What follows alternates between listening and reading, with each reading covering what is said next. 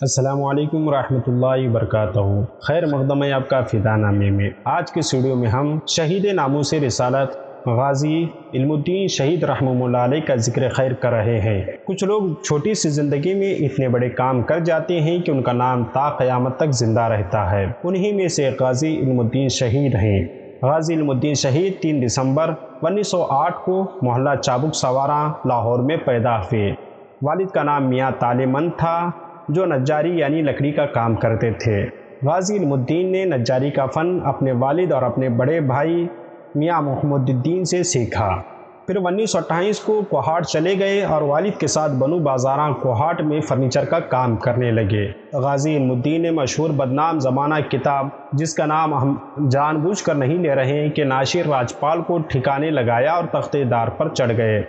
اس واقعے کے پس منظر کو سمجھنے کے لیے اس شدی تحریک اور اس کے سنگٹھن کی تحریکوں کو یاد رکھنا ضروری ہے جو 1920 کی دہائی میں شروع کی گئی تھی۔ شدی تحریک کے زیر اثر غیر قوموں نے دل آزار لٹریچر شائع کیا۔ مہاشا کرشن مدیر پرتاپ لاہور نے ایک کتاب رنگیلا رسول کے نام سے لکھی۔ مصنف نے مسلمانوں کے غم و غصے سے بچنے کے لیے اپنی بجائے پروفیسر چمپو پتی لال یمے کا فرضی نام بطور مصنف لکھا۔ تاہم اس کتاب پر راجپال ناشر ہسپتال روڈ کا نام درست اور واضح لکھا ہوا تھا۔ مسلمانوں نے اس کتاب کو تلف کرنے کی درخواست کی۔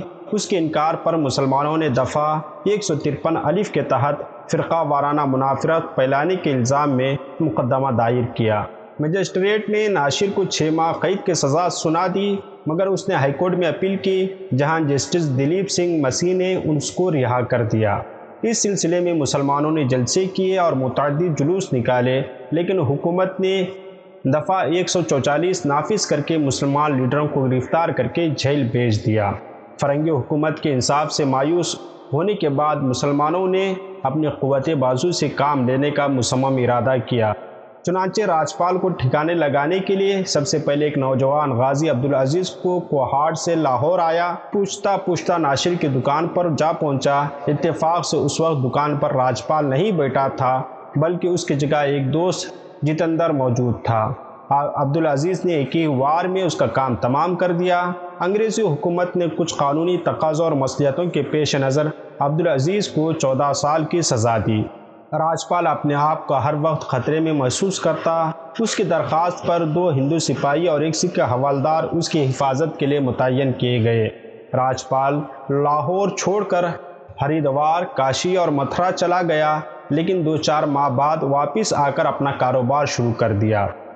چنانچہ غازی علم الدین 6 اپریل کو لاہور آئے اور 1 بجے دوپہر راجپال کی دکان واقع ہسپتال روڈ انارکلی نزد مزار قطب الدین ایبک پہنچ کر آپ نے راجپال کو للکارا اور کہا اپنے جرم کی معافی مانگ لو اور دل آزار کتاب کو تلف کر دو، آئندہ اس قسم کی حرکتوں سے باز آ جاؤ۔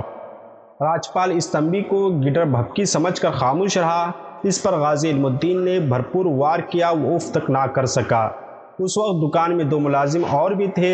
ایک ملازم نے انارکلی پولیس اسٹیشن میں قتل کی اطلاع درج کرائی۔ پولیس نے لاش پر قبضہ کر کے کیدارناتھ اور بھگت رام اور دیگر گواہوں کے بیانات لیے۔ چونکہ ملزم اقبالی تھا اس لیے مقدمے کی تفتیش اور چالان میں نہ تو کوئی دقت پیش آئی نہ کوئی رکاوٹ۔ اس واقعے کے بعد شہر میں خاصا خوف و ہراس پھیل گیا۔ ڈسٹرکٹ مجسٹریٹ نے دفعہ 144 نافذ کر کے ہندو مسلم کشیدگی پر قابو پانے کی کوشش کی۔ تاہم ہندوؤں نے راجپال کے ارتھی کا جلوس نکالا اور پورے احترام کے ساتھ رام باغ نزد بادامی باغ نظر آتش کر کے اس کی راکھ دریائے راوی میں بہا دیا۔ مقدمہ ڈسٹرکٹ مجسٹریٹ کی عدالت میں پیش ہوا۔ انہوں نے ملزم پر فرد جرم عائد کر کے اس کا بیان لیا اور بغیر صفائی کے مقدمہ سیشن کے سپرد کر دیا۔ مسٹر سلیم نے غازی علم الدین کے حق میں معقول دلائل پیش کیے مگر عدالت نے دفعہ 302 کا فرد جرم عائد کر کے مورخہ 22 میں 1929 کو پھانسی کی سزا کا حکم سنایا۔ مسلمانوں نے لاہور میں کئی جلسے کر کے فیصلہ کیا کہ سیشن جج کے خلاف ہائی کورٹ میں اپیل ضرور کی جائے۔ مسٹر محمد علی جناح اس مقدمے کی پیروی کے غرض سے ممبئی سے لاہور آئے اور ان کی معاونت مسٹر فرخ حسین بیرسٹر نے کی۔ مقتول کی طرف سے جے لال کپور اور دیوان رام لال سرکار کی طرف سے پیش ہوئے۔ 15 جولائی 1929 کو غازی علم الدین کی اپیل خارج کر دی اور سیشن کورٹ کے فیصلے کو بحال رکھا گیا۔ ہائی کورٹ کا جب یہ فیصلہ غازی علم الدین کو سنایا گیا تو انہوں نے مسکرا کر کہا، شکر والحمدللہ، میں یہی چاہتا تھا، بزدلوں کی طرح قیدی بن کر جیل میں سڑنے کی بجائے تخت دار پر چڑھ کر رسول برحق رسالت مآب پر اپنی حقیر جان قربان کرنا موجب ہزار ابدی سکون و راحت ہے۔ مسلمانوں نے ہائی کورٹ کے فیصلے کے خلاف پروی کونسل لندن میں اپیل کرنے کا فیصلہ کیا اور اس اپیل کا مسودہ محمد علی جناح کی نگرانی میں تیار ہوا، لیکن پروی کونسل نے بھی اپیل نامنظور کر دی۔ غازی علم الدین کو جو ہی اس فیصلے سے آگاہ کیا گیا، انہوں نے حسب سابق خوشی اور اطمینان کا اظہار کیا۔ صوبے کے امن و امان کو ملحوظ رکھتے ہوئے حکام وقت نے فیصلہ کیا کہ غازی علم الدین کو فوری طور پر صوبے کی کسی اور دور دراز جیل میں منتقل کر دیا جائے۔ چنانچہ اس مقصد کے لیے میاں والی کی جیل منتخب کی گئی اور 14 اکتوبر 1929 کو آپ کو لاہور سے منتقل کر کے میاں والی لے جایا گیا اور 31 اکتوبر 1929 کو بروز جمعرات آپ کو پھانسی دی گئی۔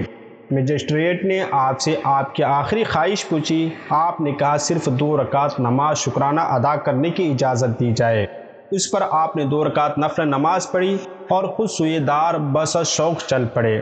انگریز حکومت کا خیال تھا کہ غازی علم الدین کی لاش کو لاہور بھیجا گیا تو یقیناً ہندو اور مسلمان مشتعل ہو کر فساد پر آمادہ ہو جائیں گے، اس لیے ان کی پاک میت کو بغیر جنازہ دیے ایک گڑھے میں دبا دیا گیا۔ لیکن مسلمانوں نے ان کی میت کو لینے کے لیے شدید مطالبہ کیا اور لاہور میں مسلسل جلسے اور جلوس اور ہڑتالیں ہوتی رہی۔